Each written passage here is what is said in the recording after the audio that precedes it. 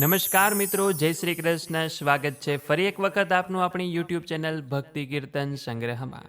મિત્રો, ચાતુર્માસ એટલે કે અષાઢ મહિનાની સુદ પક્ષની 11સથી શરૂ થતો કારતક મહિનાની સુદ પક્ષની 11 સુધી ચાલતો માસ કે જેને આપણે ત્યાં પવિત્ર એવા ચાતુર્માસના નામથી ઓળખવામાં આવે છે. આ ચાતુર્માસનું આપણા હિન્દુ ધર્મમાં ખૂબ જ મહત્વ છે. અને આ ચાતુર્માસ દરમિયાન આજે આપણે જે વિડીયોમાં કથા સાંભળવાના છીએ તે નિત્ય સાંભળવામાં આવે છે કે જેનું આપણને અનેક ગણું પુણ્ય ફળની પ્રાપ્તિ થાય છે. તો બોલીએ શ્રી કૃષ્ણ ભગવાન કી જય, શ્રી વિષ્ણુ ભગવાન કી જય. અષાઢ સુદ એકાદશી કે જે પદ્મા એકાદશી, દેવશયની એકાદશી, દેવપોઢી એકાદશી કે પછી હરિશયની એકાદશીના નામથી ઓળખાય છે કે જે દિવસથી ચાતુર્માસના વ્રત નિયમો લેવામાં આવે છે. યુધિષ્ઠિરે પૂછ્યું કે હે શ્રી કૃષ્ણ, આ ચાતુર્માસના વ્રત કેવી રીતે કરવાના? ત્યારે કૃષ્ણ ભગવાન કહે છે કે કર્ક સંક્રાંતિમાં અષાઢ સુદ એકાદશીના દિવસથી જગતના નાથ નારાયણને પોઢાડવામાં આવે છે અને તુલા રાશિના સૂર્ય થાય એટલે કે કારતક મહિનાની સુદ પક્ષની એકાદશીના દિવસે નારાયણને જગાડવામાં આવે છે. અષાઢ સુદ એકાદશીથી ઉપવાસ કરી નિયમ લેવાનો અને ભગવાનની સ્થાપના કરવાની.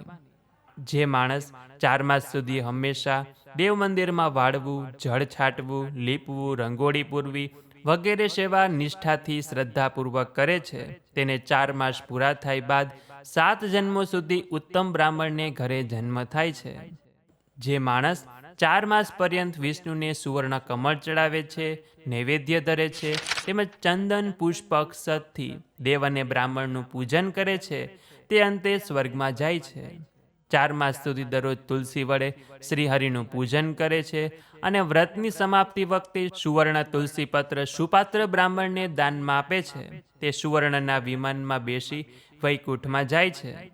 4 માસ સુધી પીપળાને પાણી રેડવું, સંધ્યા વખતે મંદિરમાં દીવો મૂકવો, પુરાણ અને ધર્મશાસ્ત્ર સાંભળવા, વિષ્ણુના નામનો જાપ કરવો, દરરોજ સૂર્યને અર્ધ્ય આપવું, સુવર્ણ લાલ વસ્ત્ર તથા ગાયનું દાન કરે છે તેને આરોગ્યપૂર્ણ આયુષ્ય, લક્ષ્મી અને કીર્તિની પ્રાપ્તિ થાય છે.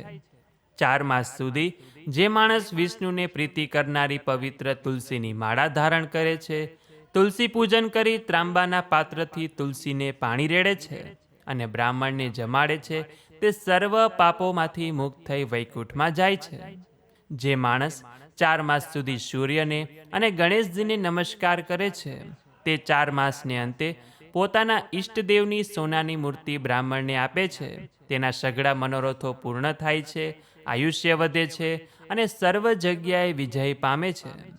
જે માણસ 4 માસ સુધી મંદિરમાં પુષ્પતિ સેવા કરે છે અને અંતે વ્રત સમાપ્ત થાય ત્યારે બ્રાહ્મણને સુવર્ણના પુષ્પનું દાન કરે તે મોટું સૌભાગ્ય પામી ગાંધર્વ લોકમાં જાય છે. જે માણસ 4 માસ સુધી શાક ફળ ખાઈને રહે છે અને અંતે ગૌદાન કરે છે તે વિષ્ણુ લોકમાં જાય છે. જે માણસ 4 માસ સુધી દૂધ પીને રહે છે અને સમાપ્તિ વેળાએ સુપાત્ર બ્રાહ્મણને અથવા મંદિરમાં દૂધણી ગાયનું દાન કરે છે તે દિવ્ય ધામને પામે છે. જે માણસ 4 માસ સુધી નક્ત ભોજન કરે અને પૂર્ણાહુતિ સમયે બ્રાહ્મણને જમાડે તે કૈલાસમાં પૂજાય છે.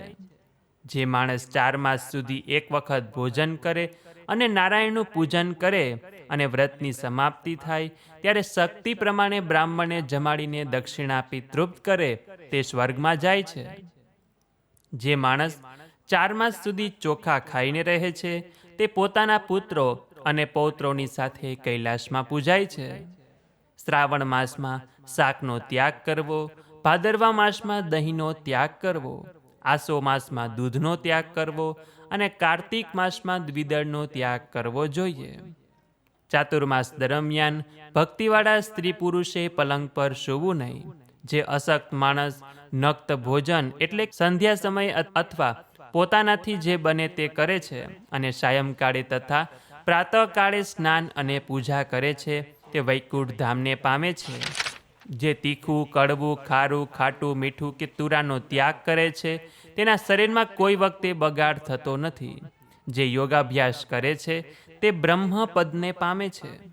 જે માણસ 4 માસ અન્નનો ત્યાગ કરી ફળાહાર કરે છે તેને ફરીથી જન્મ લેવો પડતો નથી તથા 4 માસ દૂધ પીને રહેનારો વંશ અખંડ રહે છે. હે યુધિષ્ઠિર, એવી રીતે વ્રત કરવાથી નારાયણ ભગવાન પ્રસન્ન થાય છે અને જે દિવસે વિષ્ણુ ભગવાન ક્ષીરસાગરમાં પોઢે છે તેવી પદ્મા એટલે કે નિમી એકાદશીએ અને પાછા જે દિવસે જાગે તે પ્રબોધિની દેવ ઉઠી એકાદશી ઉપવાસ કરે તે પરમ ગતિને પામે છે. પોતાની શક્તિ અને અવસ્થા મુજબ નિયમ લેવા અને સુપાત્ર બ્રાહ્મણને અવશ્ય દાન કરવું, દેવ મંદિરમાં શક્તિ પ્રમાણે સેવા કરવી અને આ મહાત્મય આપણા શાસ્ત્રોમાં એટલે કે બ્રહ્માંડ પુરાણ તથા ભવિષ્ય પુરાણમાં લખેલું છે કે જે ભગવાન શ્રી કૃષ્ણ યુધિષ્ઠિરને સંભળાવ્યું અને મેં આપ સૌ લોકોને સંભળાવ્યું. તો બોલ્ય શ્રી કૃષ્ણ ભગવાન કી જય, શ્રી વિષ્ણુ ભગવાન કી જય. તો મિત્રો, આ કથામાં આપણે સાંભળ્યું કે આ 4 માસ દરમિયાન કયા નિયમો લેવા જોઈએ અને કયા નિયમ લઈએ તો તેનું શું ફળની પ્રાપ્તિ થાય, તથા આ સિવાય પણ આપ બીજા અનેક પ્રકારના નિયમો લઈ શકો છો. જેમ કે સવારે ઉઠીને બ્રશ કરી નાહી ધોઈને સૂર્યને અર્ઘ આપ્યા પછી જ નાસ્તો ચા પાણી કરવો, કોઈ પણ વસ્તુ ખાતા પીતા પહેલાં ભગવાનનું નામ લેવાનું, રાત્રે સૂતા પહેલાં કોઈ પણ એક પાઠ કરીને સૂવાનું, સવારે ઉઠીને હથેળીના દર્શન કરવાના, બહાર જતી વખતે ઘરના વડીલોના આશીર્વાદ લેવાના, નિત્ય કોઈ પણ એક ભગવાનનો પાઠ કરવાનો, કોઈ એક મંત્રની માળા કરવાની, ભગવાનની કે આપણા ઈષ્ટદેવની સ્તુતિ કરવાની, કુળદેવીનો મંત્ર કરવાનો, દરરોજ કોઈ દેવ મંદિરે દર્શન કરવા જવાનું. આવા કોઈ પણ નિયમ આપ ચાતુર્માસ દરમિયાન દેવશયની એકાદશીના દિવસે લઈ શકાય છે અને કદાચ દેવશયની એકાદશી ન લઈ શકીએ તો એ પછી પણ જાગ્યા ત્યારથી સવાર આપ લઈ શકો છો. ચાતુર્માસનું મહત્વ ગાઈએ તેટલું ઓછું છે, પરંતુ મેં આપ સૌ લોકોને એકદમ સરળ ભાષામાં મહત્વ સમજાવ્યું તથા તેના નિયમોની જાણકારી આપી અને ભગવાન શ્રી કૃષ્ણે જે યુધિષ્ઠિરને સમજાવ્યું હતું તે પણ મેં આપ સૌ લોકોને સમજાવ્યું. તો આ વિડીયો પસંદ આવ્યો હોય તો લાઈક કરજો, તમારા મિત્રોને મોકલજો, અમારી ચેનલમાં નવા હોય તો સબસ્ક્રાઈબ કરવાનું ભૂલતા નહીં કે જેથી કરીને આવા જ અવનવા વિડીયો આપ સૌને મળતા રહે. તો આ સાથે હવે મને રજા આપો, મળીશું ફરીથી એક નવા વિડીયોમાં. ત્યાં સુધી આપ સૌ લોકોને અમારી ચેનલના જય શ્રી કૃષ્ણ. ધન્યવાદ. મારી સાથે જોડાઈ રહેવા બદલ આપ સૌ લોકોનો ખૂબ ખૂબ આભાર.